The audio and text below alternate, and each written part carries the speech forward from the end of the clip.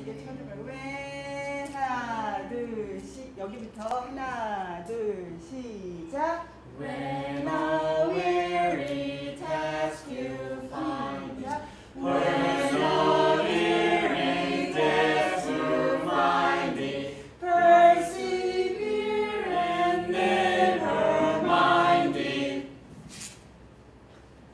Never mind it when a weary task you find it, persevering task you find it, persevere and never mind it. Never mind it when a weary task you find it, persevering task you find it, persevere and never mind it. Never mind it. Never mind it. 욕심을 내서 한 번만 다시 해볼게요. 세 파트로 나눠서 세 파트 어떻게 이렇게 그룹 지어야지 이렇게 해보세요. 이렇게. 여기 요렇게 우리 동규님 있는데 요렇게 한 파트 하고 중간에 요렇게 알아서 이 파트 하시고 요렇게 알아서 세 파트예요. 그래서 첫 번째, 두 번째 파트는 타스크 여기에서 들어갈 거예요. 예. 제가 사인을 두 번째 파트 이렇게 이쪽으로 이렇게 드릴게요. 첫 번째 파트 다 같이 when 첫 번째 파트 시작.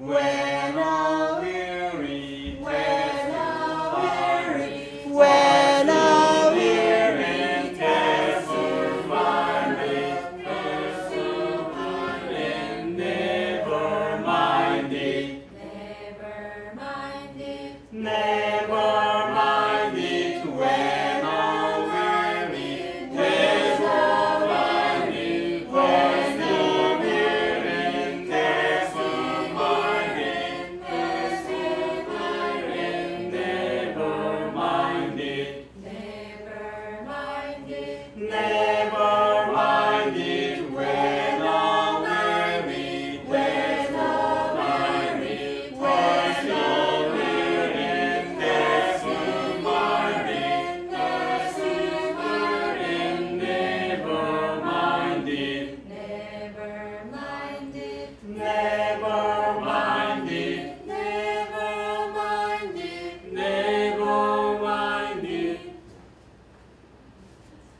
오늘 영혼 달력 읽기 시작하겠습니다. 나는 우주의 한 말씀과 다시 결합할 만큼 내 마음을 넓힐 수 있는가? 나는 너를 위한 맞춤 옷으로 내 마음을 값지게 꾸밀 힘을 찾아야만 함을 깨우칩니다. 나는 내 마음의 창조적 열망 안에서 다시 찾아질 수 있을 만큼 삶의 실제를 알 수 있는가? 나는 우주 자아의 고향 안에서 소박한 한 조각으로 내 자신을 만들어갈 힘을 선물 받았음을 느낍니다. 앉으세요.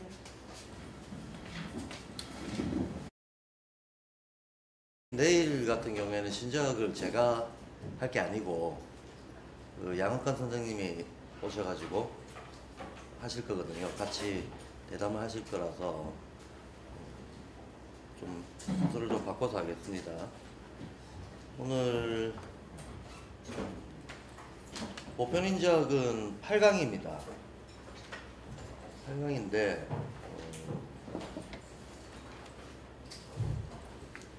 12강 강론입니다.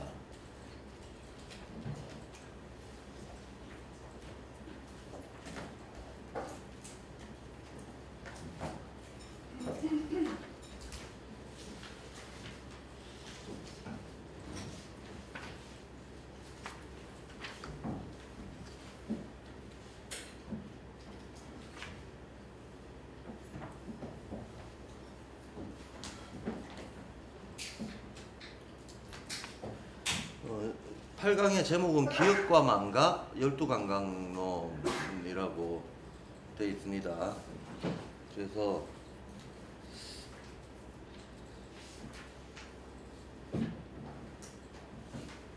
요 소제목 따라가면서 얘기를 하자면 요 맨 앞에 기억의 과정 해놓고 기억력과 의지력의 교육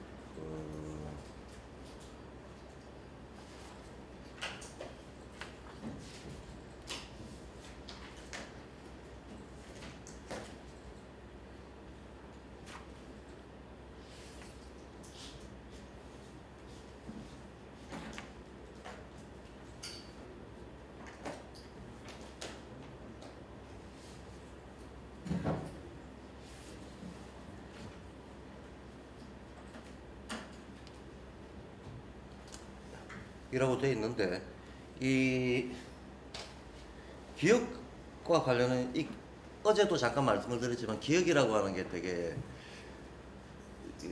인지하기에서 중요한 개념이거든요.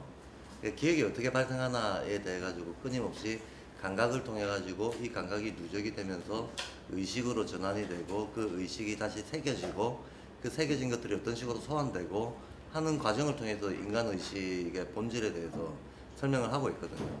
그러니까 이제 기억이 그 전체 과정을 얘기하는 거기 때문에 대단히 중요한 위치를 차지하고 있죠.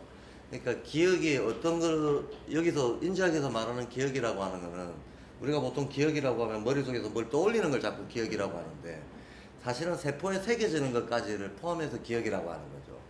심지어는 세포에 새겨지는 거는 말할 것도 없고 영적인 세계에 각인되는 어떤 정보 내용들, 우리가 이 생에서 여러 활동들 까르마가 될 만큼의 어떤 활동들이 무르익었을 때 그것이 나의 자의적인 범위를 떠나서 영계에 새겨지는 내용들까지도 포괄해 가지고 사실은 본질적으로 기억과 같은 것이다라고 슈타이너는 얘기하고 있는 겁니다. 그러니까 기억이 모든 것에 일종의 모든 것이 운동하고 질서 있게 운동하고 어떤 패턴을 만들어내는 것에 바탕이 되는 활동이라고 보고 있는 거죠. 그래서 기억을 포괄적으로 그렇게 정의를 하면서 176페이지에 보면 근데 실제로 우리가 일상생활에서 기억을 어떻게 그러면 이 기억이라고 하는 거를 기억이라고 하는 이런 의미의 인간 활동을 어떻게 유도해야 될 것인가에 대해서 원칙적인 것을 간략히 언급을 하고 있습니다. 176페이지 중간쯤에 보면 인간의 습관적인 것, 버릇에 작용함으로써만 인간의 의지를 그리고 그와 함께 역시 기억력을 정상적으로 발달시킬 수 있다라고 얘기하고 있잖아요. 습관적인 것, 버릇에 작용함으로써만 의지와 함께 기억력을 정상적으로 발달시킬 수 있다 라고 얘기를 하고 있죠. 그러니까 슈타이너는 기억의 문제를 우리가 단순히 어떤 정보를 암기하는 문제를 넘어서야 된다라고 얘기를 하고 있는 거죠. 예. 그러니까 우리가 저기 학교 교육에서 시험 치기 위해 가지고 벼락치기 공부로 이것저것 암기하는 것 같은 그런 수준을 그게 바람직한 기억이 아니고 기억이라고 하는 것은 쉽게 말해서 체화돼야 된다는 거죠. 온몸에 체화될 정도로 돼야 그게 정상적인 기억이라고 말할 수 있는 거다라고 얘기합니다. 그러면 이렇게 온몸에 체화되도록 기억을 하려면 소리내서 읽고 일부러 암기하고 이런 활동을 기억이라고 여길 게 아니고 자기 몸에 배이도록 하려면 흔히 발도르페에서 말하는 리듬 생활이라고 하는 거, 그 다음에 온갖 종류의 체험 활동이라고 하는 거, 이런 것들을 통해서 총체적으로 기억에 영향을 미쳐야 되는 거지, 이걸 들고 암기하는 걸로 이해를 하면 안 된다라고 하는 것을 강조를 하고 있습니다. 그러니까 온 감각이 다 동원돼 가지고 기억이 되게 되는 거지, 특정한 암기력을 얘기하는 게 아니다라고 하는 거예요. 이게 굉장히 중요한 대목이고, 그러면 이제 인간이 이렇게 자기 몸의 세계에 대한 경험이 체화되는 거, 이제 체화돼서 이게 자기의 일부를 이루고 심지어는 연계에 각인되는 연계의 내용물을 이루는 데까지 간다 라고 하는 걸 기억이라고 얘기를 하고 있는데, 근데 이렇게 기억하려면 기억의 매개는 역시 감각이죠. 감각 경험을 통해 가지고 기억이 이루어지게 되는 건데, 그 감각이 어떻게 구성되어 있는가에 대한 얘기를 연이어서 하는 게 12감각에 대한 얘기입니다. 자, 근데 이 12감각이 보통 우리는 이제 5감각이라고 얘기를 하잖아요. 5감각.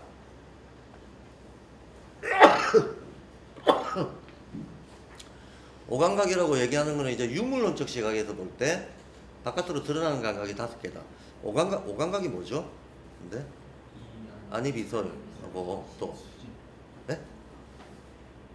시각, 후각, 미각, 청각, 촉각, 이렇게 5개네. 이렇게 5개인데 이거는 이제 유물론적인 의미에서 오감각을 얘기하는 건데, 죄송합니다만 한번 확인. 발도르프 12감각 처음 들어보시는 분 손 한번 들어봐요. 한 분 계세요. 나머지 분들은 12감각 다 알고 계시는 분.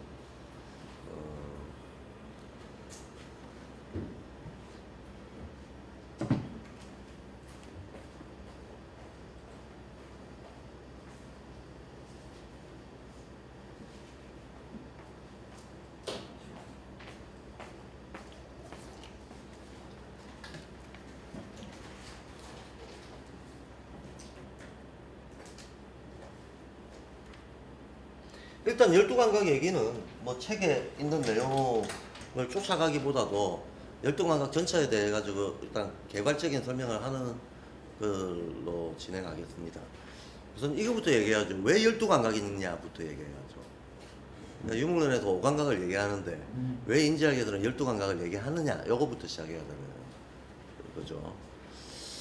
숫자의 논리가 제가 첫날에도 얘기했지만 이제 세계는 양극성으로 이루어졌다. 그러면 양극성 하면 숫자가 2가 나오는 거잖아요. 음양. 그리고 이 양극성이 어우러져서 활동한다. 그럼 숫자가 3이 나오는 거잖아요. 3제. 그리고 이게 어떤 4계절로 표현이 된다. 그럼 4가 되는 거고. 그러니까 각각 2, 3, 4, 5, 6이라고 하는 이 숫자의 논리가 실제 자연의 순환적인 현상의 어떤 구체적 단계로 나타나는 것을 수학적으로 표현하면 이걸 진법이라고 하는 거잖아요.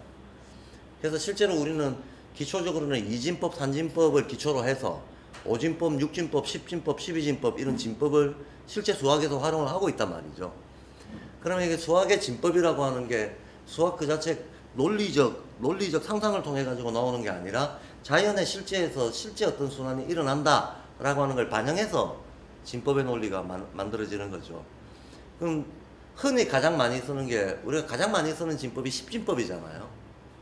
10진법이고 그와 함께 혹시 아실지 모르겠지만 10진법이 수학의 세계에서 일반화된 건 17세기 이후예요. 그 전에 인류들은 동양이고 서양이고 12진법을 훨씬 많이 썼습니다. 그럼 10진법과 12진법은 동양에서는 대표적으로 10천간 12지지로 나오잖아요. 그렇죠. 그러면 이거의 의미는 12지지의 의미는 해와 달의 상호작용에 의해 가지고 기후가 편하게 바뀌는 단계를 12개로 잡은 거잖아요. 해와 달의 상호작용이라고 하는 것은 이 지구가 태양을 한 바퀴 돌 때 달은 지구를 12번 돈단 말이죠. 그러면 달이 지구를 12번 돌 때 지구가 태양을 한 바퀴 돈다 라고 하면 한 바퀴 돌 때 30도씩 움직일 거 아닙니까? 한 바퀴 다 돌면 360도니까. 그러니까 태양이 여기 있고 지구가 여기서 태양을 돈다.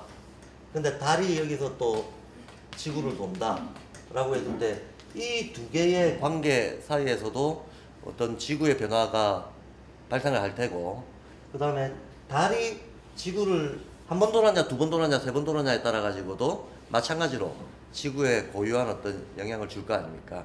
그럼 얘가 이렇게 한 바퀴 도는데 이게 전체가 360도니까 달이 한 번 도는 동안에 지구는 30도씩 이렇게 이동을 할 거 아닙니까? 그렇죠? 달이 한 번 돌 때 지구는 30도씩 이동을 한다. 그럼 30도 이동을 했을 때 요 각도에서 지구에 영향을 준 힘하고 요 각도에서 지구에 영향을 준 힘하고 힘의 성질이 다르다는 거예요. 그래서 기후변화가 일어나는 거죠. 기후 변화가 일어나는 거예요. 그러면 달이 어쨌든 달도 한 바퀴 돌았을 때 지구에 미치는 영향하고 두 바퀴 돌았을 때 지구에 미치는 영향하고 인력의 세부적인 내용물이 다르다는 겁니다. 그렇게 해서 기후 변화가 유도가 되는 거죠. 그럼 물론 해와 달만 기후 변화를 유도하는 건 아니죠.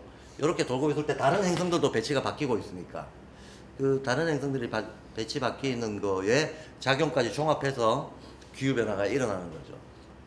그러면 12번이라고 하는 거는 구체적으로 지구의 어떤 계절의 변화 이거를 주관하는 거죠. 12라고 하는 숫자가 지구의 계절의 변화를 주관하는 건데 이 계절의 변화하고는 별개의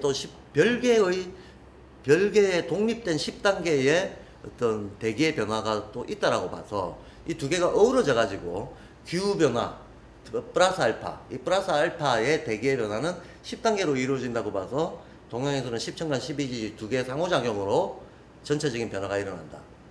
뭐 보는 거죠. 그래서 60갑자가 나오는 거죠. 예. 제가 지금 60갑자 얘기부터 하는데 실은 이거 12개가 무슨 의미인가를 얘기하려고 하는 겁니다. 12, 왜 인지학에서는 12감각을 얘기하는가? 감각에 대한 얘기를 하기 전에 먼저 지구의 기후가 12단계로 변한다라고 하는 사실로부터 이게 출발한다는 겁니다. 그러면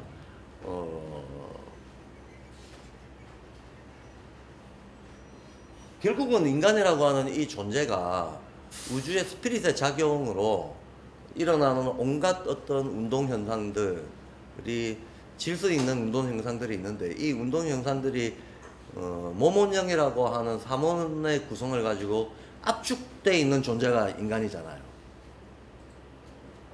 그러니까 사실은 인간은 우주 그 자체인 거지. 인간 자신이 우주 그 자체인 거죠. 예, 우주의 압축물이다. 인간은 우주의 압축물이다. 여기서 물론 우주라고 하는 건 일단 태양계입니다. 태양계의 압축물이다 라고 정의를 할 수 있겠는데 이 태양계의 압축물인 인간이 운동하는 패턴은 음양적 패턴도 있고 삼재적 패턴도 있고 사상적 패턴도 있고 오행적 패턴도 있고 육기적 패턴도 있고 칠기적 패턴도 있고 여러 패턴을 인간은 동시에 영향을 받는 거지. 동시에 영향을 받는데 이 중에서 일단 어떤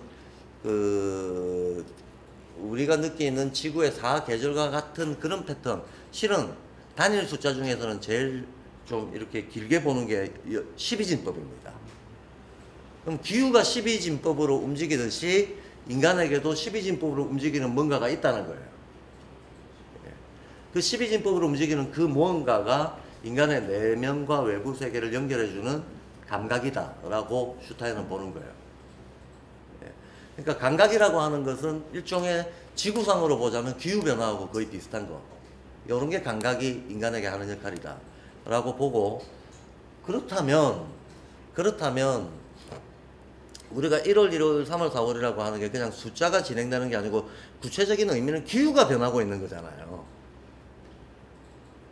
봄, 여름, 가을, 겨울이라고 하는 게 그냥 숫자의 나열이 아니고 구체적으로 기운, 우리를 둘러싸고 있는 대기를 비롯해서 대지의 기운과 작용과 상태가 변화하고 있는 거잖아요. 그 변화하고 있는 것 같은 그와 유사한 변화가 인간의 신체에서 재현이 된다라고 보는 거거든요. 예. 이렇게 해서 이제 12감각이라고 하는 논리가 만들어집니다. 근데 그러면 12감각이 만들어지는데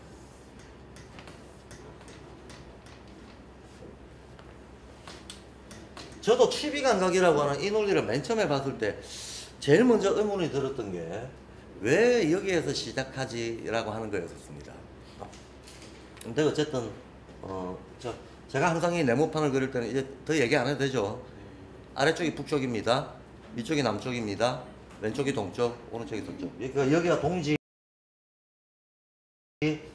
여기가 하지, 여기가 춘분, 여기가 추분입니다. 회전 방향성은 이렇게 됩니다. 이렇게 되는데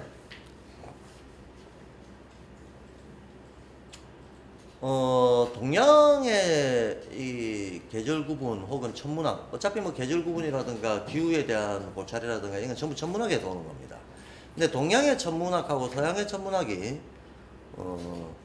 몇 가지 지점에서 다른데 중요하게 다른 것 중에 하나가, 이건 앞으로 슈타인의 다른 저작물들을 읽어 나갈 때도 염두에 두면 도움이 되실 겁니다. 동양은 동지하지 이 라인을 중요하게 생각해요. 이 라인을 음량의 기준점으로 생각합니다. 그래서 왼쪽을 양, 오른쪽을 음이라고 보는 거죠. 근데 그렇게 보는 이유는 동양에서는 태극 형상을 그리잖아요. 태극 형상이 가지고 있는 의미 자체가 동지에서 양기운이 많아지기 시작한다 이런 거잖아요. 그러니까 우리나라 태극기 가로 태극인데 제가 늘 말씀드리지만 이건 족보 없는 태극기입니다. 네, 전통적으로는 가로 태극은 쓰지 않습니다. 네, 태극의 의미 자체가 일조량의 변화를 뜻하는 거기 때문에 일조량의 변화를 뜻하는 것이고, 동양의 모든 방위판은 부찰지리도에 따라서 제가 지금 금방 쓰는 이게 아래쪽이 북쪽, 위쪽이 남쪽 이 방위판을 쓰기 때문에 전통적인 태극기는 무조건 세로로 나오게 돼 있어요. 네, 그 정말 고전적인 태극기 고태극도라고 하는 거는 이렇게 그려놓고, 그런데 음이 왕성한 중에도 양의 씨앗이 있다. 양이 왕성한 중에도 음의 씨앗이 있다. 이런 식으로 표현해 놓은 거죠. 이게 가장 전형적인 태극기입니다. 그래서 이 씨앗을 빼버리더라도 어쨌든 세로 태극이 나와야 되는 거지. 가로 태극이라고 하는 건 동양에 가로로 되어 있는 그런 방위판이 없어요. 동양에 2개 방위판이 있는데 지금 요 방위판을 부찰지리도라고 하고, 요 남북이 바뀌어져 있는 방위판이 있습니다. 그럼 운동 방향도 바뀌게 되는데 그걸 안관천문도라고 해요. 그렇더라도 아래 위로 이렇게 종으로 바뀌는 거지 횡으로 바뀌는 경우가 없다는 얘기입니다. 그러니까 태극기는 어떻게 그려도 무조건 세로로 나와야 돼요. 세로로 나와야 되는데 지금 우리는 가로 태극을 쓰고 있잖아요. 예, 얼빠진 짓을 하고 있는 거죠. 누가 어디서 어떻게 이 족보 없는 태극기를 만들었는지 아무도 따지지 않고 그냥 쓰고 있는 겁니다. 근대에서 왜곡된 겁니다. 그래서 대한제국 말기의 기록까지 살펴보시더라도 세로 태극입니다. 20세기 들어와서 어디선가 누군가에서부터 가로 태극이 시작이 됐는데 이게 규명이 안 됩니다. 누가 이런 짓을 했는지, 왜 빨파를 집어넣는지 이런 게. 예? 뭐 일제가 했는지 누가 했는지 알 수가 없어요. 예. 그 우리가 기본이 태극기를 세로로 개양해. 응? 세로로 개양. 정봉사람이가 바뀌잖아요. 그래서 이게 가로 세로 문제도 사실 중요하고 빨파를 집어넣은 것도 중요해요.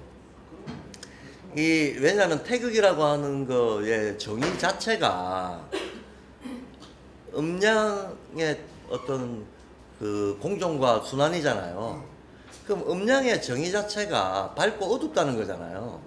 밝고 어두운 거라고 하는 거는 엄밀히 말하면 색이 아니죠.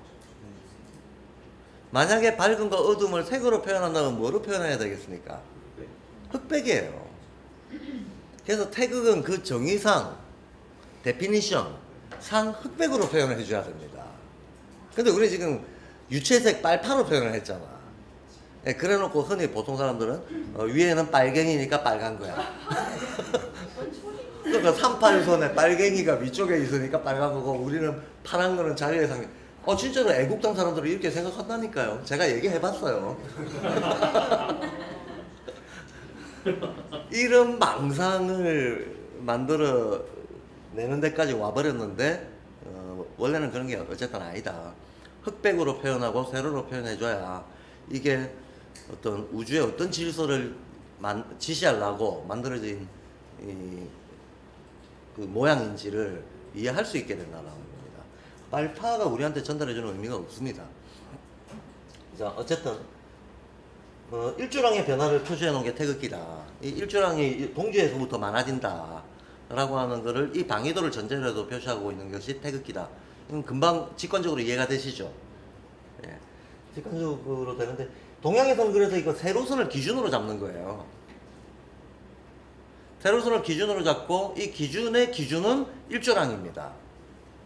해의 양이 많아지기 시작하냐 적어지기 시작하냐 라고 하는 그 출발점을 기준으로 적어지기 시작하는 데를 하지, 많아지기 시작하는 데를 동지. 그래서 이 동지에서 태극이 태어난다라고 보는 거예요.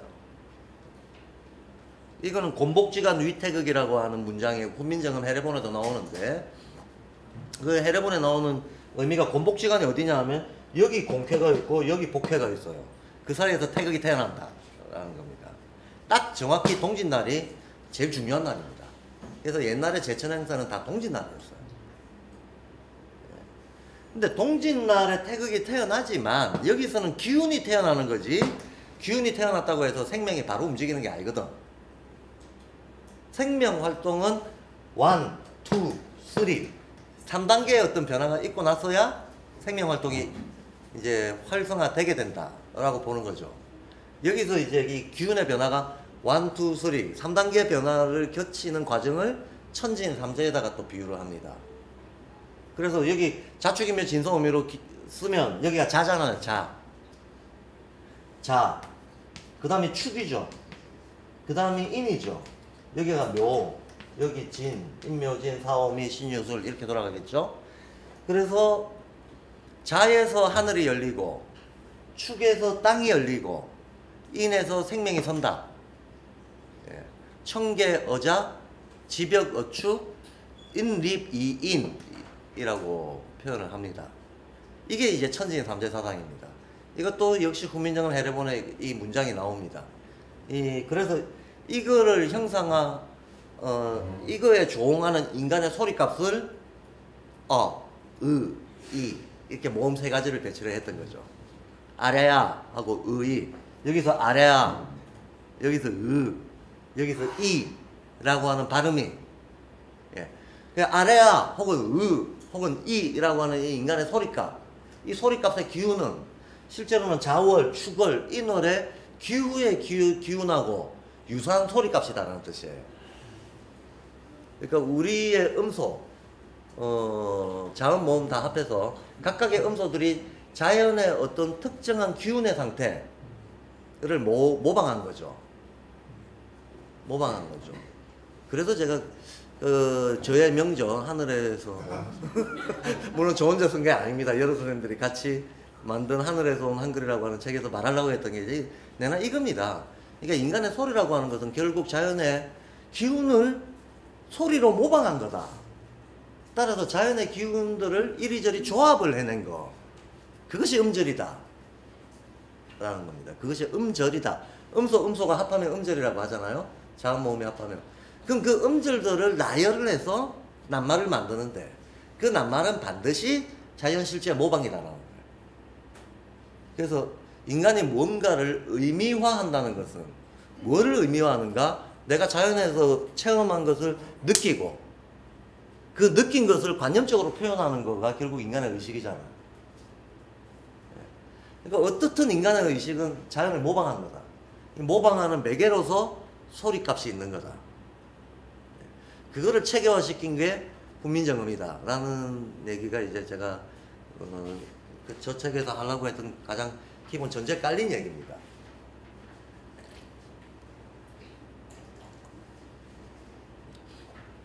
전제 깔린 얘기라서 여기서 이제 아래야 이가 여기서 나온다. 뭐 하늘이 열리고 땅이 열리고 뭐 생명이 선다.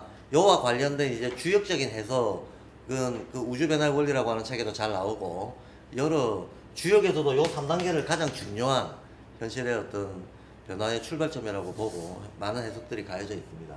그건 다음에 하기로 하고요. 그러면 이렇게 이제 기후가 변해갑니다. 기후가 변해가는데, 기후가 변해가는 거에 따라서 광물, 식물, 동물의 상태들이 다 달라지겠죠. 광물, 식물, 동물의 상태가 달라지는 원천적인 우주의 힘, 이게 기후로 나타나가지고 인간한테 영향을 줍니다. 그러면 인간을 둘러싸고 있는 환경 중에서 제일 중요한 어떤 기운, 기후, 이거의 변화가 일어나는 거에 따라서 인간의 생리도 그거에 반응을 할 거 아닙니까? 그럼 생리만 반응을 하는 게 아니고 심리도 반응을 할 거 아닙니까? 생리와 심리가 동시에 반응을 하죠. 그래서 여기에 반응하고 조응되는 인간의 생리적인 어떤 경로, 생리적인 경로를 만들어 놓은 게 12경락이라고 하는 겁니다. 예를 들면 자축인인데 이 인이라고 하는 이 계절이 인간의 장부나 신체의 어떤 특정 부분에 다른 월들보다 더 상대적으로 강한 영향을 미치는 기운이라는 얘기예요. 예컨대 이 월은 폐에 영향을 줍니다. 여기가 수태음 폐경이 있는 자리입니다. 예. 여기는 족태음 비경이 있는 자리입니다. 여기 자월이라고 하는 데는 비위 중에서 비의 영향을 크게 주는 계절이에요.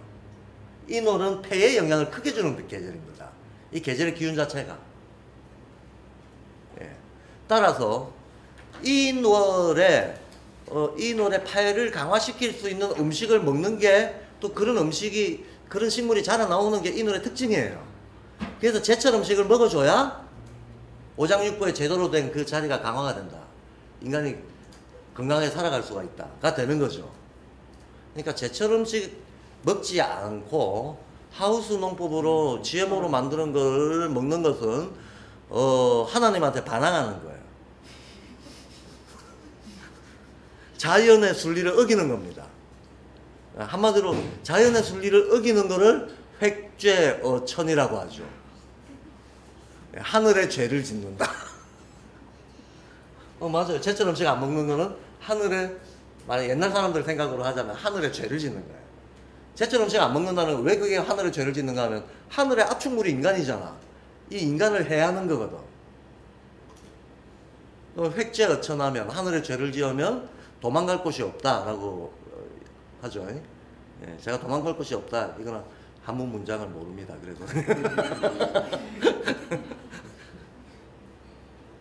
자, 그래서 각각의 시기들이 특정한 기운, 어떤 특정한 성질의 기운을 가지고 있어서 이것이 인간의 생리와 심리에 영향을 준다.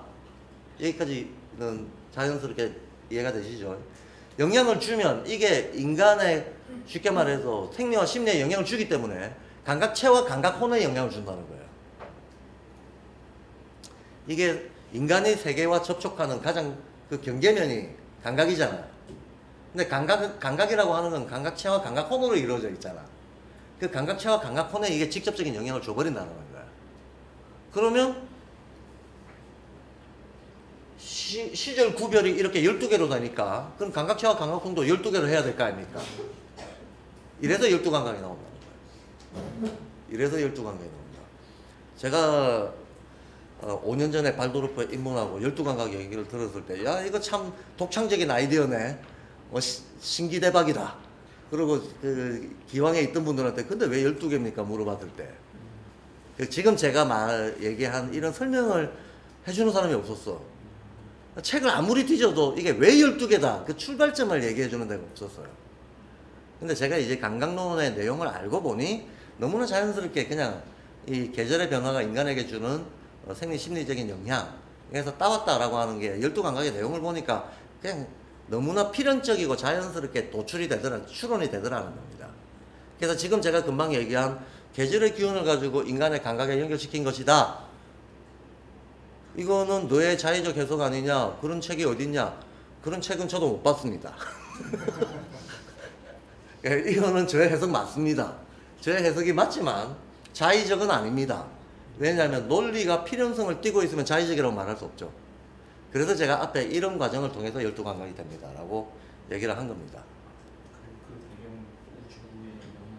그렇죠. 별기운. 그렇죠. 별기운이죠. 예. 이거는 인지학적 원칙으로 추론된 거예요.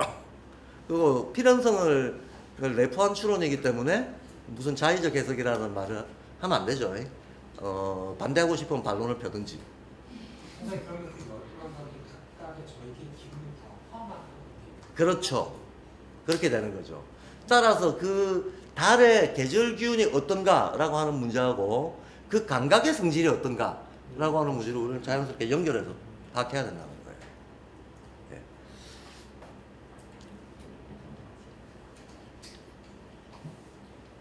근데 이놈의 계절이라고 하는 게 아시다시피 한 계절이 석 달로 이루어져 있죠. 예. 봄, 여름, 가을, 겨울이 각각 석 달로 이루어져 있단 말이죠.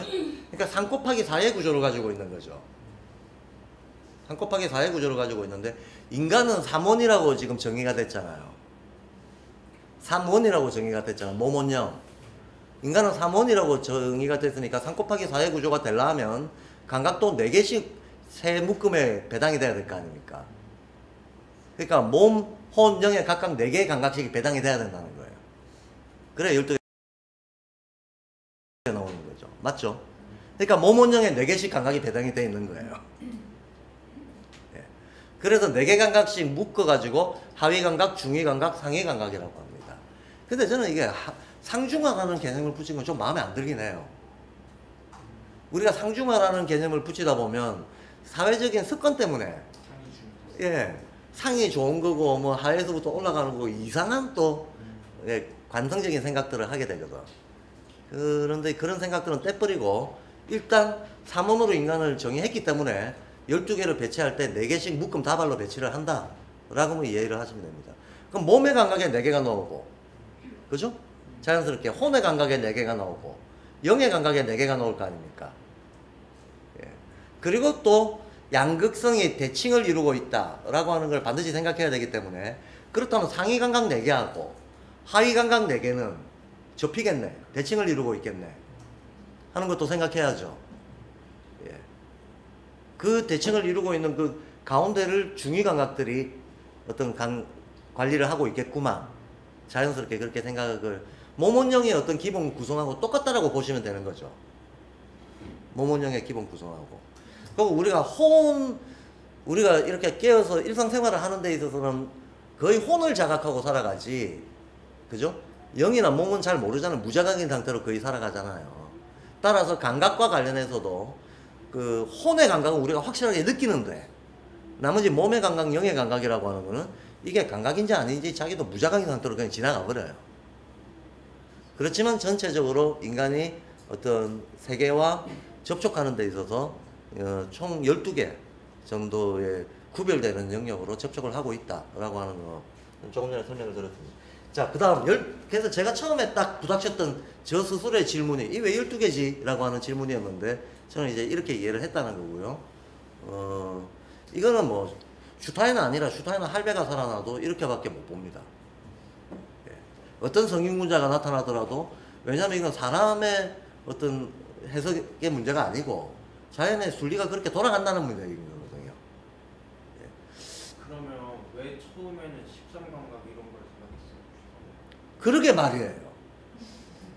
예. 13감각 이런 걸 생각할 때까지도 영원히 그렇죠. 슈타인은 실제로 견자가 아니었던 거야. 슈타인은 처음부터 견자라고 생각하시면 안 돼요. 예. 견자라고 하는 것도 그러니까 슈타인은 견자, 영어로는 seer라고 표현하고 나는 아카샤를 봤다라고 표현하는 봤다라고 하는 표현은 1910년 그 제가 정확한 시기는 모르겠는데 어느 단계에서부터 그런 표현을 쓰기 시작합니다. 그래서 감각론도 슈타이너가 처음부터 12감각을 얘기했던 게 아니었어요. 그러다가 어느 시기부터 12감각으로 정리를 해버립니다. 예. 정리를 해버립니다. 그 전에 있었던 슈타이너의 저작물들 중에서는 이렇게 자연의 실제에서 도출되는 진법의 논리가 정확하게 대응되어 있지 않고 왔다 갔다 하면서 변하는 과정들이 있어요. 지금 13감각 얘기 잘했는데 1900년대 초반에 보면 13감각 얘기를 하고 있어요. 다른 강연록에서. 예. 그래서 슈타이너가 처음부터 끝까지 그냥 무슨 교주다 이렇게 생각하면 큰일 납니다. 초창기 했던 얘기들 중에는 나중에 자기 스스로 수정하는 얘기들도 많이 있다는 걸 알아야 돼요. 자기 스스로 수정하는. 이런 거를 잘 이해를 못하고 슈타이너를 교조적으로 따르는 사람들은 1902년도 강연록하고 1920년도 강연록이 다른 얘기를 하고 있는데 각자 다른 자료를 보고 싸워요. 내가 봤다 하면서. 보긴 둘 다 봤지. 슈타이너 스스로가 말을 바꾼 건데 말을 바꾼 대목들이 나옵니다.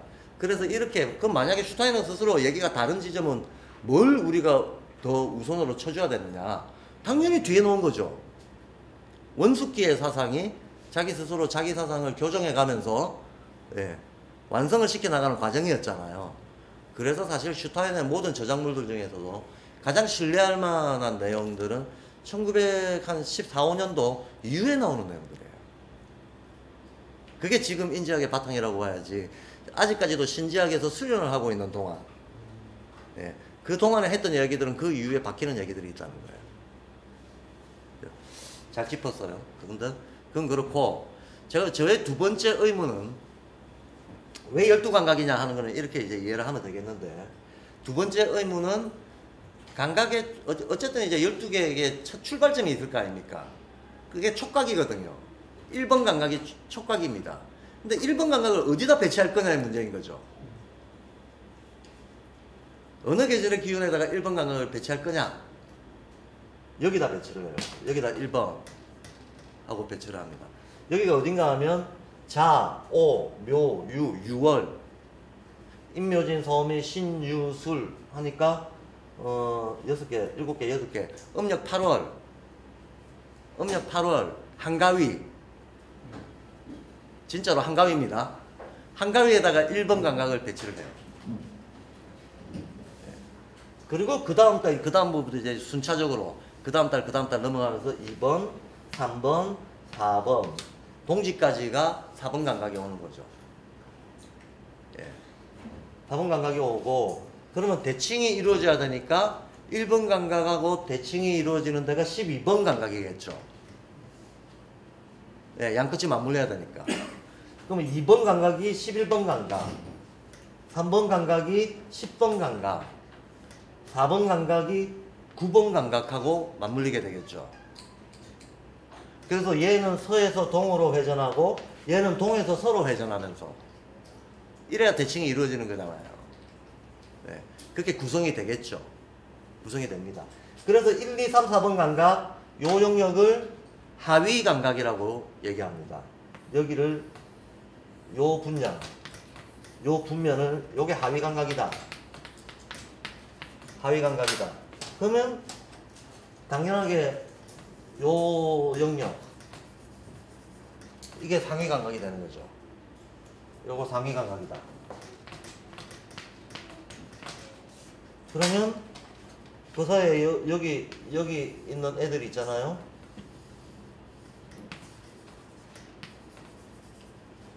요게 중위 감각이다가 되는 거죠. 중위 감각이다가 되는 거고, 이것이 대충을 이루기 위해서는 순서 자체가 1, 2, 3, 4, 5번, 6번까지 오면 대칭을 이룬다는 얘기는 1번이 생겼을 때, 맨 처음이 생겼을 때 맨 끝도 동시에 반응한다, 작용한다 라고 봐야 된다는 거거든요. 그럼 1번 감각이 생겼을 때 12번 감각도 생긴다는 거예요. 2번 감각이 생겼을 때 11번 감각도 생긴다는 겁니다. 그리고 이것이 만약에 이렇게 쌍으로 묶여 있다면 이쪽에서 움직임이 있으면 저쪽도 움직임이 있는 거죠. 그쵸? 그러니까 그런 식으로 하면 6쌍이면 끝이 나버리잖아. 그러면 1, 2, 3, 4, 5, 6 하고 여기 6까지 오면 끝나는 거예요. 12번까지 있지만 실제로는 6번에서 끝난 12개를 6쌍으로 표현한 거죠. 그러니까 6번에서 끝나는 겁니다. 6번에서 끝나는 거니까 실제로 12감각이라고 하는 책, 여기서는 12감각이 한 챕터로 나와 있지만 12감각 책이 있거든요. 그 책에서 보면 감각의 어떤 그 나열 순서를 6번 해놓고 7번을 이쪽으로 돌리고 있단 말이야. 7번, 8번, 9번, 10번 이런 식으로. 이것 때문에 사람들이 또 많이 질문들을 하더라고요. 이게 왜 이렇게 돼 있냐? 왜 이렇게 이게 순서가 오른쪽 갔다 왼쪽 갔다 이렇게 삐뚤삐뚤하게 돼 있냐라고 하는데, 그거는 어려운 거 전혀 아니고 대칭적으로 형성된다는 걸 표현하기 위해서 6쌍에서 끝났다는 거예요. 끝났고, 근데 이거를 이제 잘 생각해야 됩니다. 발생 자체는 6쌍의 형성으로 끝납니다. 근데 발생한 거 말고 이게 나타나는 거, 이게 표현되는 거는 시간의 흐름에 따라서 순서대로 표현이 된다 라고 하는 거죠. 발생은 6단계로 끝나버려요. 근데 발생한 거 말고 발생한 게 표현이 될 때는 1, 2, 3, 4, 5, 6 해가지고 7, 8, 9, 10, 11, 12 이렇게 표현이 된다는 거예요. 한마디로 우리가 태어날 때 이미 우리는 몸원형을 다 가지고 있었어요. 그런데 세상을 살아가면서 이 생명체가 자기 표현을 할 때에는 몸 먼저 만들어지고 일단 그 다음에 혼의 성숙이라고 하는 것도 단계적으로 좀 이루어지고, 그러고 나서야 영이 뭔지, 아, 이런 게 영적인 안목이로구만. 이건 좀 나중에 알게 되잖아요. 그렇죠? 나중에 알게 되지만 애초에 다 가지고 있었던 거거든. 애초에 가지고 있었던 거지만 이걸 자각하고 이거를 실현하는 거는 좀 순서상 뒤가 돼버립니다. 이와 똑같다는 거예요. 애초에 가지고 있었지만 발현되는 데에는 시간의 흐름을 따라간다. 그러나 시간의 흐름을 따라갈 뿐, 예컨대 제가 어떤 영적인, 제가 이제 영안이 트였다. 내가 지금 무서운 얘기를 했구만. 제가 지금 영안이 트였다라고 한다면, 근데 트여놓고 보니까 내가 어린 시절에 뭔 짓을 한 게 지금 이게 이런 영향이 돼 있구나. 그때 좀 잘할걸. 뭐 이런 생각 할 수 있겠죠. 예. 나도 모르게 지나왔던 과정들이 영안이 트이고 보니까 하나도 누락 없이 전부 연결돼 있더라. 전부 연결돼 있더라라고 하는 거를 나중에 자각할 수 있습니다. 근데 자각은 나중에 하더라도 그 일이 일어난 건 이미 일어났죠. 이런 식으로 된다는 거예요. 형성, 발생은 먼저 된다. 그러나 그것의 실현, 자각은 뒤에 시간의 흐름에 따라서 된다라는 겁니다. 이것도 감각도 마찬가지입니다. 감각도 마찬가지라서 얘들이 만들어질 때 얘들이 이미 예비가 됩니다. 얘가 1번 만들어질 때 12번이 예비된다. 2번 만들어질 때 11번이 예비된다. 예비된다는 식으로 이미 다 형성이 돼 있어요. 그리고 1번의 어떤 경험치가 주어질 때 보이지 않는 데서 12번도 이미 그에 의해서 영향을 받고 있다. 예. 그리고 2번 감각이 어떤 경험을 쌓아나가고 있을 때 그 경험의 작용과 의미가 11번 감각에 이미 영향을 주고 있다. 라는 거예요. 자기도 모르게. 무자각 속에서, 무의식 속에서 이루어지는 일이죠. 3번 감각의 경험이 쌓이고 있을 때 10번 감각이 영향을 받고 있다. 라는 겁니다. 그냥 여전히 무의식입니다. 이 모든 것들이. 예. 무의식적으로 그 영향이 이미 만들어지는 겁니다. 그 영향이 이미 만들어진 상태에서 의식의 자각이 떠오르는 건 하위 감각 끝나고 나서 중위 감각 들어올 때부터 자각이 잘 되거든요. 왜? 중위 감각이 마음이잖아. 몸, 혼, 영으로 나누면 이쪽은 몸, 이쪽이 혼, 이쪽이 영이잖아. 그러면 우리가 이제 이런 생각을 할 수 있죠. 몸 갈고 닦고 혼 갈고 닦은 다음에 영을 갈고 닦아야지. 그게 안 된다니까. 몸 갈고 닦을 때 영이 이미 구성물들이 만들어져 버렸어. 이런 생각을 하다 보면 이제 이런 가장 간단 명료한 즉각적인 결론을 도출할 수 있죠. 오, 역시 교육은 어렸을 때 교육이구나.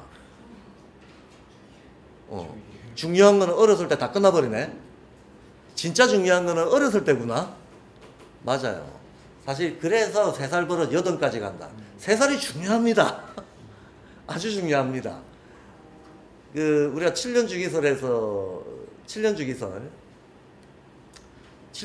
할 때도 7년 안에서도 또 전환기들이 있잖아요.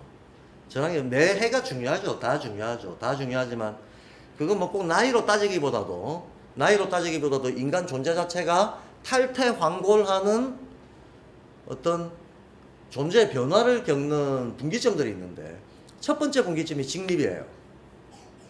직립. 두 번째 분기점이 말 배우는 겁니다. 언어. 세 번째 분기점이 이빨 나는 거예요.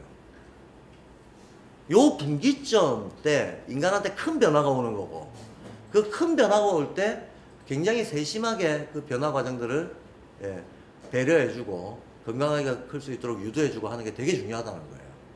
그래서 애가 아장아장 걷기 시작할 때 팔자걸음 걷고 있으면 빨리 고쳐줘야지.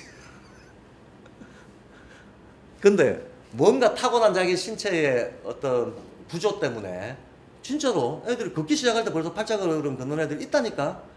그러면 계속 팔자걸음이 애한테는 정상적인 걸음이에요. 이 팔자걸음 계속 이걸 정상이라고 생각하고 걷다 보면 이거 굳어지면 나중에는 병원 가도 못 고치죠. 근데 걷기 시작할 때는 고칠 수 있거든요.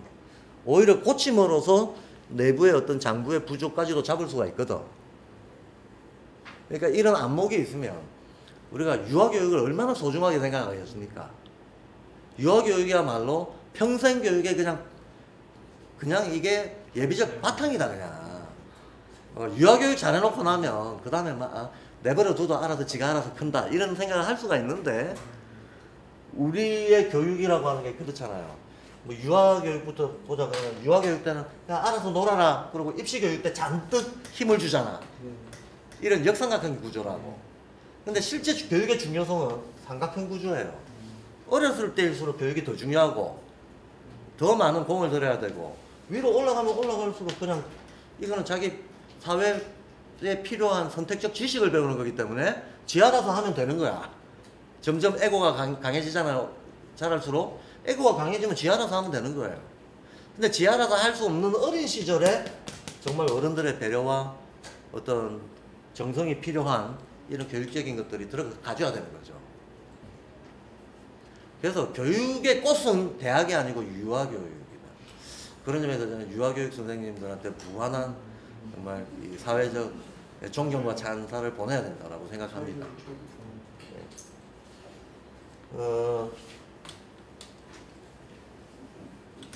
그래서 유아교육 잘못하는 것도 역시 획죄 어천이다.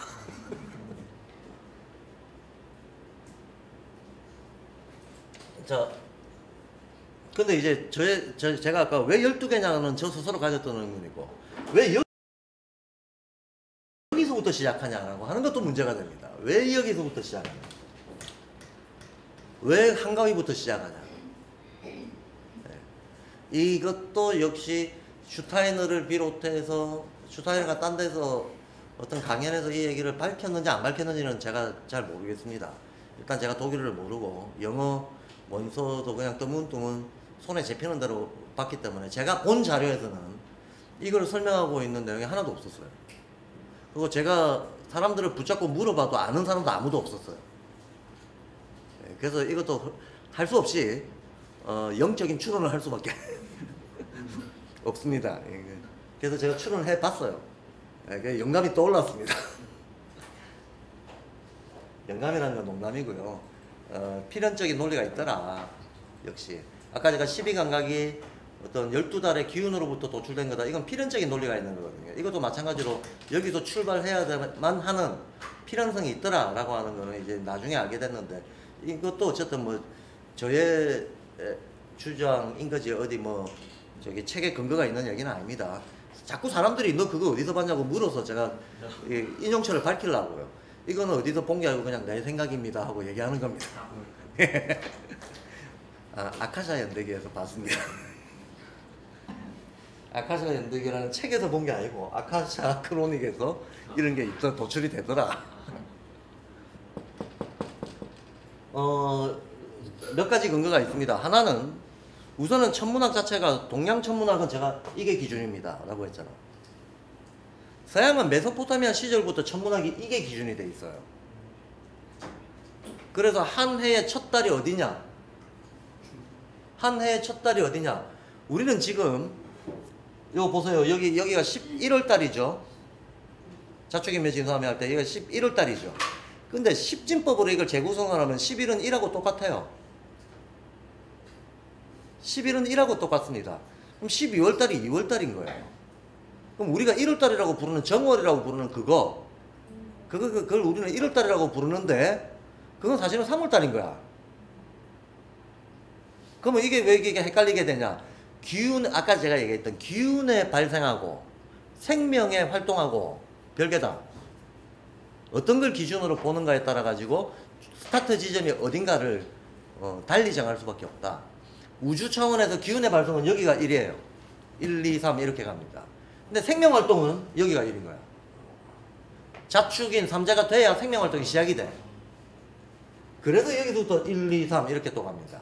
생명활동이 여기서 시작된다고는 하지만 사람 눈에 보이는 건 여기 와야 보여요. 실제로 음력 3월, 양력 4월이 돼야 싹 트고, 그죠? 싹이 언제 나옵니까? 양력으로 4월은 돼야 싹이 나와요. 맞죠? 3월달까지는 안 나오죠? 예, 3월달까지는 안 나와요. 4월이 돼야 용트림이 시작이 됩니다. 예. 그래서 2중, 3중의 그 3재 구조들이 겹쳐지면서 세상이 돌아가는 거지.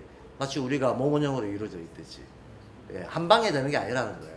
뭐 비유하자면 여기서 영적인 것들이 예비가 되고 여기서 혼적인 것들이 튀어나오고 여기서 드디어 바깥으로 보이는 활동들이 일어나고 이런 식이 되는 거예요. 그래서 기운의 발생을 기준으로 하면 여기를 1로 보는 거고 생명 활동을 기준으로 보면 여기를 1로 보는 거예요. 그런데 메소포타미아 천문학은 우리보다도 더 늦게 여기 실제로 메소포타미아 천문학은 우리가 진월이라고 하는 4월 요걸 1로 봐요. 그때가 언제냐? 부활절 뒤 뭐 2주 뒤인가 뭔가 뭐 그때입니다.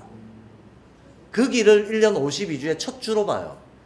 그래서 영혼 달력의 첫 주가 여기서 시작됩니다. 여기서 지금 춘분 지나고 부활절 지나고 뭐 1주 뒤인가 2주 뒤인가 그것도 또 뭐 1주 뒤인가 2주 뒤인가 가지고 뭐 연락 정확하게 따지는 사람들이 많이 있던데 그건 해마다 바뀌잖아. 그건 뭐 날짜 고정시킬 필요 없어요. 예. 그래서 여하튼 요 지점을 첫 스타트 지점으로 봐요. 그래서 영혼 달력 저기 있지만 저게 몇 주차 이런 게 있는데 여기를 1주차로 보고 영혼 달력의 기본 구조는 그럼 여기가 52주차일 거 아닙니까? 1주차고 52주차고 어떤 대칭 관계가 있다라고 봐요. 2주차고 51주차고 어떤 대칭 관계가 있다라고 보고 기운의 대칭이 있다라고 보는 거죠. 마찬가지로 3주차 어쩌고 대칭해가지고 그러면 25주차하고 26주차하고 대칭 관계가 있겠지. 그렇게 끝납니다. 이런 면대칭 관계로 쭉 시대를 연결시켜 놨어요. 그래서 두 개를 같이 보는 겁니다. 그러면 이렇게 대칭 관계를 연결시켜 놨다는 것은 요걸 기준으로 대칭을 만들었다는 거잖아요. 그래서 서양의 천문학에서는 위쪽을 양 아래쪽을 음이라고 봐요. 동양의 천문학에서는 왼쪽을 양 오른쪽을 음이라고 봅니다. 기준이 다르죠. 분명히 달라지는 겁니다. 그럼 어느 것이 맞냐 혹은 틀렸냐는 그런 차원이 아니죠. 기준 설정을 다르게 했기 때문에 둘 다 맞아요. 둘 다 맞습니다. 서양인들도 나름대로 논리가 있는 거죠. 춘분부터 추분까지가 생명활동이 보이는 때잖아. 예. 상대적으로 그 아래 때는 생명활동이 안 보이는 때거든. 그러니까 생명활동의 가시성을 기준으로 보면 서양인들 천문학이 맞는 거예요. 걔들은 그걸 기준으로 한 것 뿐입니다. 근데 우리는 동양에서는 생명활동의 가시성을 기준으로 한 게 아니야. 그거에 배후에 깔려있는 기운의 발생, 기운의 성세를 기준으로 한 겁니다. 기운이 생겨날 때를 출발점으로 보고 여기서는 사실 실질적으로는 생명활동이 활발해요. 꽃이 필 때잖아. 여기 오면서 열매가 맺잖아. 생명활동이 아주 활발하지만 동양인의 눈에는 이렇게 정점에 올랐을 때 벌써 속에서는 기운이 쇠하고 있다. 이게 극으로 가면 전환된다라고 하는 논리잖아요. 어떤 것이 극을 펼쳐내고 있을 때 안에서는 이미 쇠하고 있다. 정점에서 이미 쇠하고 있다. 그래서 동양에서는 화를 제가 채용이 얘기를 하는데 바깥으로 드러난 겁니다. 용을 기준으로 보면 화가 가장 화려할 때죠. 근데 채를 기준으로 보면 화부터 음이에요. 그래서 수가 양이고 화가 음이다라고 하는 논리가 나오는 겁니다. 채를 기준으로 보면 화가 쇠하기 시작하는 거고 수가 올라가기 시작하는 거예요. 근데 드러난 걸 기준으로 보면 수는 아직까지 냉한 것처럼 보이고 화는 활짝 핀 것처럼 보이거든. 그러니까 보이는 걸 기준으로 할래? 안에 기운을 기준으로 할래? 요 차이예요. 이해되시죠? 그게 채용 차이입니다. 그래서 채용 자체가 또 음양으로 이게 상태가 바뀌어져 있기 때문에 그래서 음양이라고 하는 문제가 쉬워 보이면서 살짝 어려워 보이면서 또 더 보면 또 쉬워요. 될 게 없어요 그냥. 선생님 왜 집단적으로 이걸 다르게 볼 수밖에 없는 거예요? 예? 동양과 서양이라는 거는 집단적으로 그거를 다르게 볼 수밖에 없어요. 한 점으로 말씀하세요. 동서양으로 집단적으로 다르게 볼 수밖에 없느냐? 이유는 있지만 집단이 다르게 보는 거잖아요. 총체적으로 집단이 보는 예, 거잖아요. 집단이 다르게 보는 거예요. 서양은 양이고 동양은 음이라서 그런 거 아닐까요? 더 이상 추론하지 말죠. 여기서부터는 짐작의 세계로 들어가니까. 아니면 물론 제가 이게 얘기를 끊는 거는 이 얘기 자체가 긴 어떤 얘기를 해야 명확해지는 거라서 지금 얘기할 수 있는 게 아니라서 일단 끊자라고 생각을 하는 거고요. 당연히 그것도 필연적인 이유가 있죠. 왜 동양인은 그렇게 볼 수밖에 없었고 왜 서양인은 그렇게 볼 수밖에 없었던가. 이건 하나님이 결정한 겁니다. 예. 인간을 통해서 드러났을 뿐 예, 자연의 이치가 결정한 거기 때문에 우리가 옳네 그르네 따질 문제가 아니에요. 근데 두 개 다 어쨌든 하나의 문명의 어떤 그 설계 방식으로서 유효했던 거죠. 둘 다 유효했어요. 예. 그리고 이제 그런 유효했던 두 개의 길이 실은 다시 한번 재통합되는 과정이 있어야 될 거 아닙니까? 간단히 말해서 동서양의 문화와 사상 이런 것도 한번 확 이렇게 섞이고 통합됨으로 인해 가지고 새로운 어떤 차원으로 성화될 때가 있어야 되겠죠. 그 기운은 이미 시작됐죠. 이미 시작됐고 여러 군데에서 일어나고 있습니다. 자, 그 기운이 이제 보이지 않게 발도르프계에서 일어나고 있는 자리가 그러니까 맨날 제가 그 인지학과 동양학의 결합 첫 출발부터 얘기했잖아요. 이게 일어나야 이 다음 단계가 전개가 된다. 반드시 이미 시작됐고 이미 진행 중이고 뭐 필연적으로 일어날 수밖에 없습니다. 그러니까 그 과정에서 개입되어 있는 사람들이 뭐 좀 고생을 더하거나 덜하거나 하는 문제, 그거는 뭐 신적인 태도 시각에서 봤을 때는 기후 변화되면 뭐 이런저런 벌레들, 날파리들이 왔다 갔다 섞이고 살고 죽고 하는 그런 정도 문제에 불과한 거죠. 자, 여하튼 어쨌든 그래서 이제 왜 여기서 시작하냐 문제입니다. 왜 여기서 시작하냐?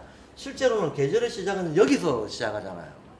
그러면 우리가 상식적으로 생각할 때 아니 서양화들은 그럼 여기서 시작하는데 그거는 생명활동의 가시성을 기준으로 하는 건데 그러면 여기서부터 촉각이라고 하지. 여기서부터 촉각이라고 하지. 왜 여기서부터 촉각이라고 하냐? 라는 거예요. 이것도 또 하나의 의문이죠. 이건 제가 가졌던 의문들을 지금 쭉 말씀드리는 겁니다. 근데 누가 이런 거 물어보면 아무도 대답을 안 해주니까. 예.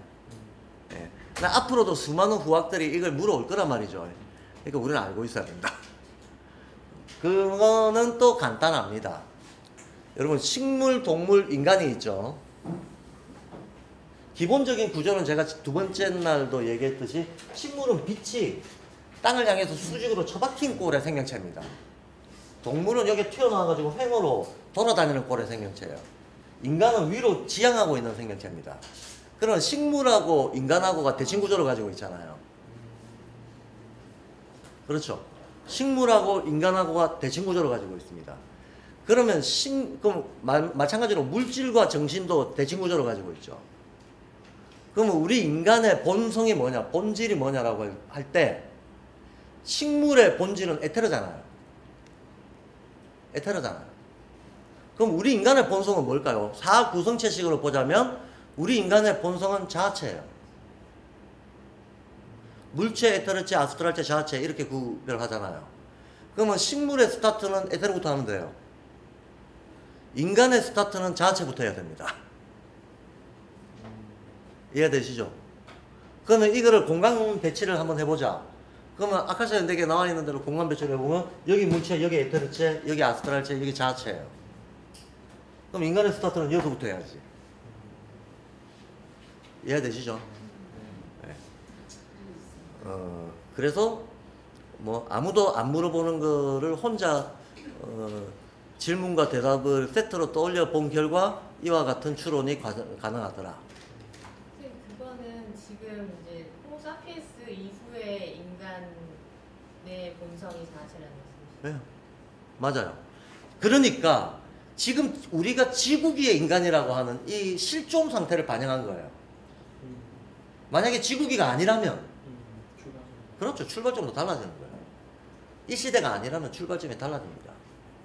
근데 이 시대가 아닌 걸 우리가 상상할 필요는 없어요. 그때는 인류 멸망 이후입니다.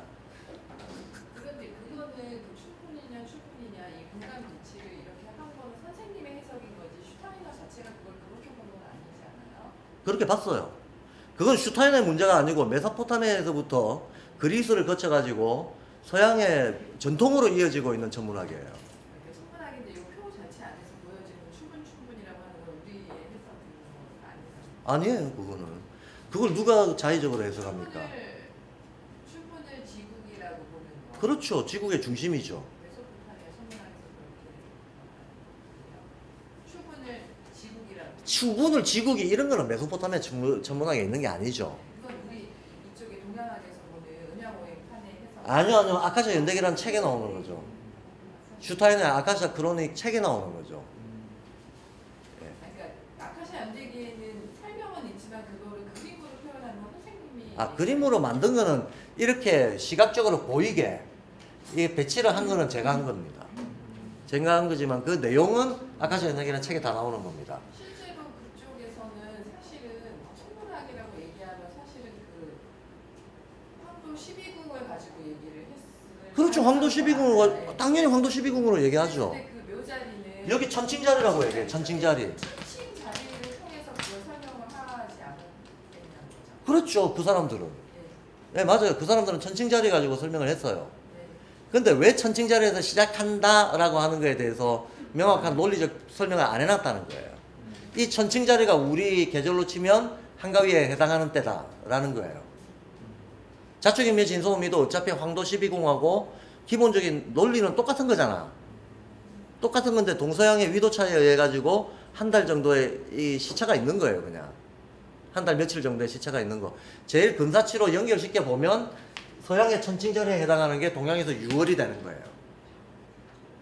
우리가 한가위라고 하는 그때가 된다는 겁니다. 예, 양력으로는 9월 어느 때가 되는 거죠. 9월 중순경이 되는 거죠. 고맙습니다.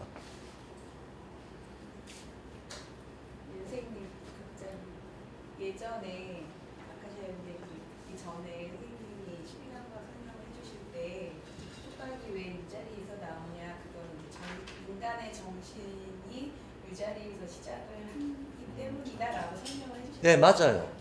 예, 그것도 맞습니다. 여전히 유효합니다. 지금 우리가 여기서 생명활동이 가시적으로 눈에 보인다라고 할 때 기준은 식물이잖아요. 식물의 생사잖아요. 만약에 대칭 구조가 맞다면 이 식물이 사하는 데에서 인간의 정신은 생하는 거죠.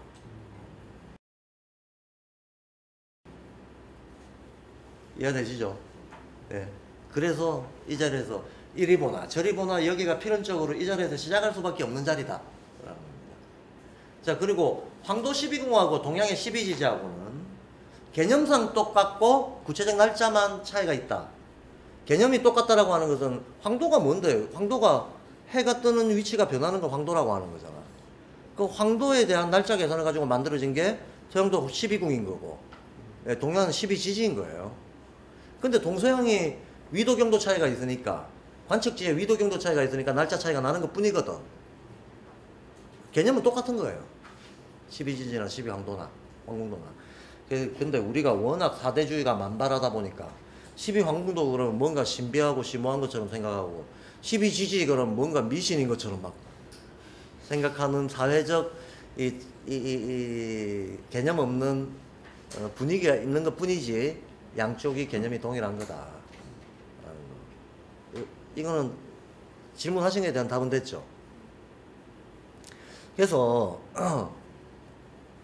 이제 좀 딴 얘기인데 어떤 사람들이 저보고 자꾸 이런 얘기를 합니다.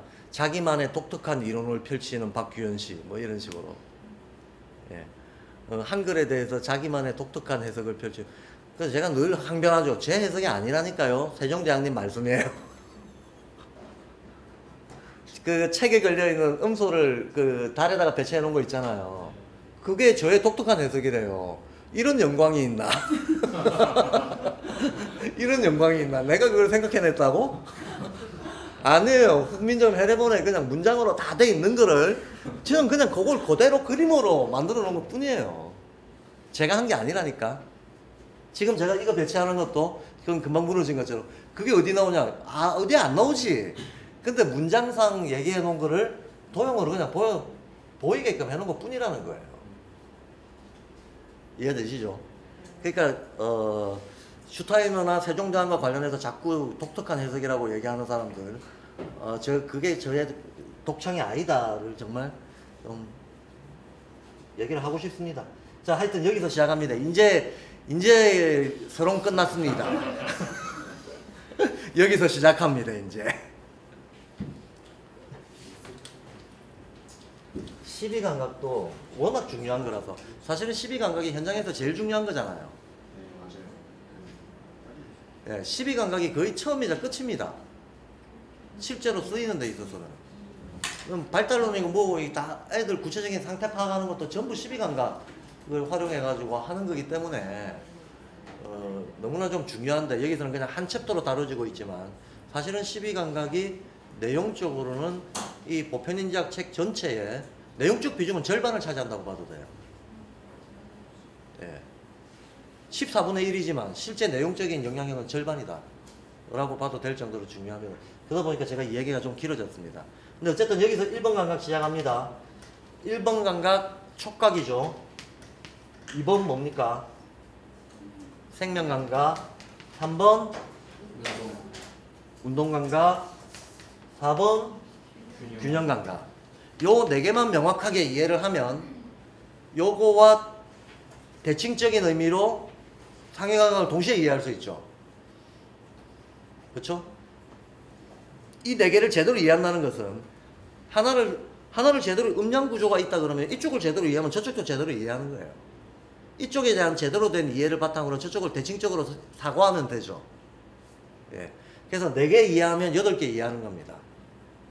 8개 이해하는 거고, 그럼 중위감각 요것도 2개 이해하면 나머지 2개도 이해하는 겁니다. 이런 식으로 묶음으로 세트로 이해를 해야 된다. 세트로 이해를. 그러니까 우리가 12감각에 접근할 때 일단 기존의 학습 방법은 한 개 한 개 접근하는 방식이었어요. 근데 그렇게 접근하면 안 된다는 거예요. 세트로 접근해야 된다는 거예요. 세트로 접근해야 유아교육 때 어떻게 하는 것이, 사실은 유아교육 선생님들은 정말 어찌 보면 정말 어깨가 무겁습니다. 내가 얘한테 지금 어떻게 해주는 게 얘 늙어 죽을 때까지 영향을 준다는 얘기거든요. 예. 심지어는 그게 이 생에서 끝나겠으니까 영계에까지 영향을 준다. 저 중고등학교 생들은 여기서 하는 거기 때문에 별거 없어요. 여기서는 얼마든지 가변적으로 바뀔 수 있는데요. 이쪽이 훨씬 어떤 결정성이 큰 데들입니다. 그러니까 근데 이쪽은 별도의 교육 없잖아. 지 알아서 살아가면서 자기가 개인이 알아서 해야 되는 영역이죠. 교육이 개입할 수 있는 건 오로지 여기 뿐이죠. 그런 측면에서 유아교육이 중요하기도 하고 그 의미와 영향이 막중하기도 하기 때문에, 그래서 정말 제가 만약에 뭐 대통령이나 교육부 장관이다 그러면 교육 예산 절반 이상 유아교육에 다 써라. 초등학교. 그러니까 유아부터 초등까지 교육 예산 다 써라. 그러면 차라리 중고등학교는 알아서들 해라. 뭐 니들 마음대로 해라. 하는 것이 마땅하지 않느냐라고 생각합니다만 그런 세상이 언제 올지 알 수 없죠. 자, 그래서 이제 여기까지가 서론이고 이제 본론으로 감각의 내용으로 들어가겠습니다. 근데 제가 인간적으로 어제 좀 오랫동안 달려서 조금 빨리 좀 쉬는 시간을 조금만 빨리 하고 30분까지 쉬고 다시 시작하겠습니다. 네. 쉬신다고요? 예.